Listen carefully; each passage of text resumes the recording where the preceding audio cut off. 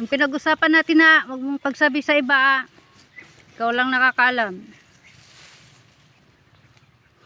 Ang aming napakapugi at napakabait na alaga. Ayan, si Tisoy Soy. Tisoy Soy Soy. Mga kaibigan mong mga marites. Oh. Yan, mga marites yan. Paglalapit ka sa kanila, lalapit ka agad sila. Tatambakan ka pa. Yan, mga marites yan. Yan, oh. Yan, lalo na yan, yung isang malit na yan, marites yan. Gustan mong kapaligiran, mga bundok na nagagandahan, mga punong naglago, mga ibong